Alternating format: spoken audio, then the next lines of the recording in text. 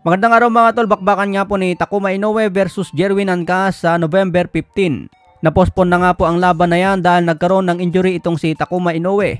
Ayon nga po sa report, Takuma Inoue suffered a fractured rib in sparring. Promoter Ohashi confirmed Friday. The November 15 event has been postponed. Dapat dedepensa ni Takuma Inoue ang kanyang WBA bantamweight belt. Ito ang balak agawin ni Jerwin Ancas para maging 2 division champion. Pero sa ngayon mga tol, postpone na ang laban na yan. Hindi natin alam sa ngayon kung kailan ulit ang laban. Baka ilagay na lang yan sa undercard ni Naoya Inoue versus Marlon Tapales. Baka nagdahilan na lang yung kampo ni Takuma Inoue para mailipat yung laban niya at magiging undercard kay Naoya Inoue. So abangan po natin ang update tungkol dyan mga tol kung anong mangyari. Sa ibang banda naman, pambansang kamao Manny Pacquiao habang nasa Saudi Arabia. Nakipagkita nga po ito sa mga boxing legend tulad ni Dimitri Bivol, Sugar Ray Leonard at si Ricky Hatton. So muling nagkita nga po si Pacman at Hatton. Nandyan din si Oscar De La Hoya. Nandyan din si Israel Adesanya, former UFC middleweight champion.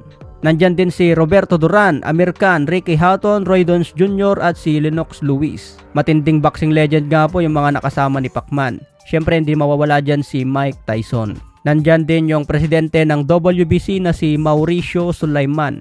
So ayon sa isang vlog ko mga tol, na-interview nga po si Pacman dyan at sinabi niya na posible daw makalaban si Tank Davis kung maglaban sa 147 or 145 pounds. So hindi pa rin naalis kay Pacman yung pagbabalik sa boxing. So abangan po natin yan bukas mga tol, kahit unang laban pa lang ni Francis Ngannou talagang bigatin ang sumuporta sa laban na yan. Ganyan talaga ang event dyan sa Saudi Arabia. Pero ang pinakaabangan natin mga tol yung pag-announce ni Pacman kung matutuloy na yung laban niya kay Floyd Mayweather. Dahil kinumpirma na nga po ni Pacman na may usapan sa dalawang kampo. Sa ibang banda naman, sa mga hindi nakakilala kay Artur Beterbiev at Dimitri Bivol. Ito nga po ang dalawang bigati ngayon sa light heavyweight. Hawak ni Beterbiev ang 3 major belt. Ito ang IBF, WBC at WBO. May kartada na 19 wins, 19 KOs, walang talo.